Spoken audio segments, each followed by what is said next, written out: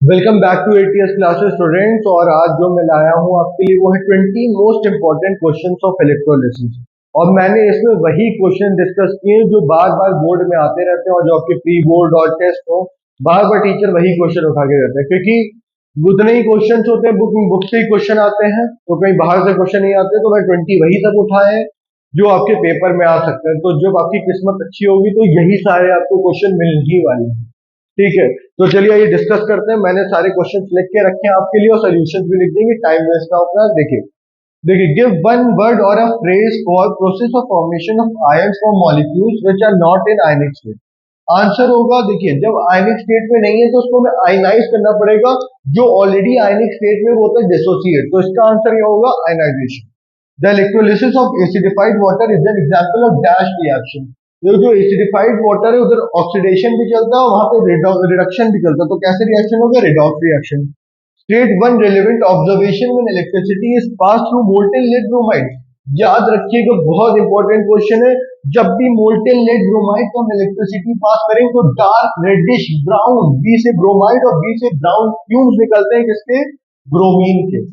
उसके बाद देखिए select the ions which will selectively discharge. अब देखिए तीन आयन के सेट दे दिए, SO4 2 NO3 minus and OH minus और Pb2 plus Ag2 plus Cu2 plus.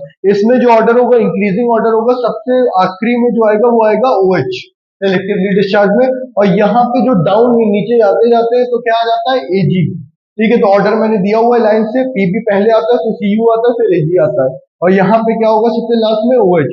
Name the particles present in strong electrolyte. Strong electrolyte में जो आपके पार्टिकल्स होते हैं वो आयंस होते हैं। ठीक है, नॉन इलेक्ट्रोलाइट तो मॉलिक्यूल्स होते हैं, और वीक इलेक्ट्रोलाइट में आयंस और मॉलिक्यूल्स दोनों हो सकते हैं। Name a liquid which is a non electrolyte, बहुत इंपॉर्टेंट क्वेश्चन है। कार्बन टेट्राक्लोराइड, क्योंकि इसमें मॉलिक्यूल्स होते हैं। Name a solid which undergoes electrolysis when molten. तो कौन सा सॉलिड होगा? Lead bromide. जब मोल्टेन होता है तभी, सॉलिड स्टेट में नहीं होगा, याद रखिएगा। ये क्वेश्चन पलट के भी आ सकता है, तो इसका आंसर है lead bromide. Name the pink metal which deposit at the cathode during electrolysis of salt. ठीक है, तो जो पिंक मेटल होता है वो होता है कॉपर। क्या होता है? जो पिंक मेटल आपका होता है वो होता है कॉपर। और सॉल्ट कौन सा होता है? CuSO4। Name the gas at the anode during electrolysis of acidified water using PT electrode. जो गैस निकलती है वो कौन सी होती है? O2 gas. ठीक है, तो चलिए अब हम लोग देखते हैं अगले इंपॉर्टेंट क्वेश्चन। अपने 9 तक करा लिया, अभी 11 बचे। तो चलिए स्टूडेंट देखते हैं अपना question number 11। State the observation at the cathode and anode during the electrolysis of fused lead bromide using graphite electrode. अब जब भी ग्रेफाइट इलेक्ट्रोड आएगा तो ग्रेफाइट इलेक्ट्रोड में जब भी याद रखिए एनोड पे जो होता है डार्क रेडिश ब्राउन फ्यूम से लेंगे, पहले भी पढ़ चुके किसके? Br2 के।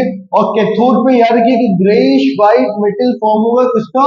लेड का। याद रखिए कि बहुत इंपॉर्टेंट क्वेश्चन है, IMP में बात कर ली थी, आ भी सकता है, हमेशा आता है, हर बार पेपर में आते ही आता है सबके।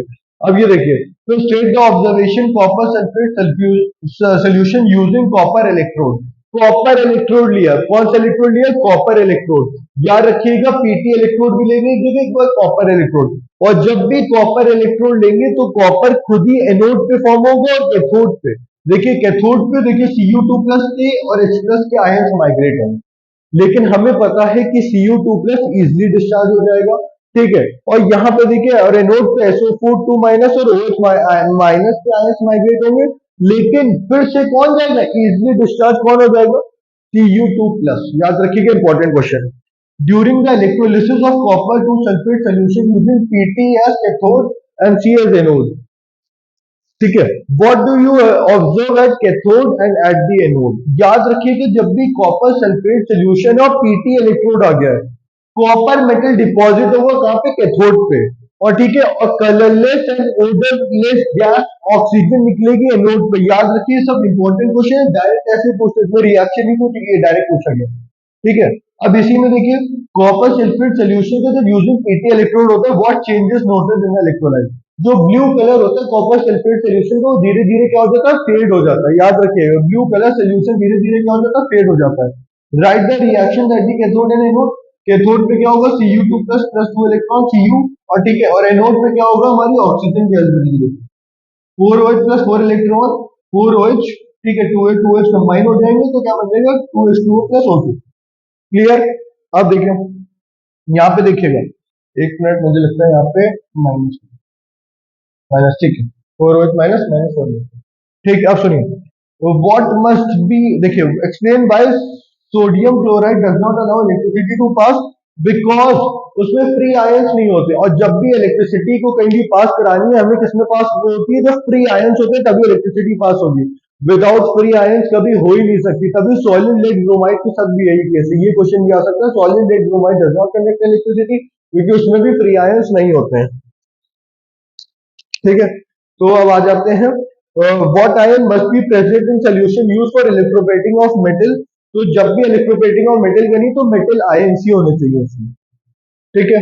अब आते हैं, the electrolyte use for electroplating article with silver, sodium argentocyanide NaAgCN2, याद रख लीजिए, the electrolyte use for electroplating article with silver NaAgCN2, electrolyte uses cathode in refining of silver, ठीक है, कैथोड पे, refining of electrode uses cathode, तो ठीक है, इन refining of silver, ठीक है, तो कैथोड है वो, कैथोड, हमने कैथोड लिख भी दिया आंसर, तो electrode used as refining of silver, तो क्या हो जाएगा, कैथोड।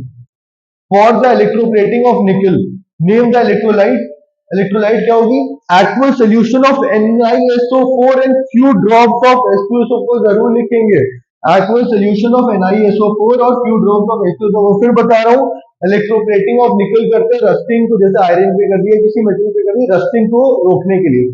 तो क्या लेंगे हम लोग इलेक्ट्रोलाइट में, aqueous solution of NiSO4 and few drops of H2SO4।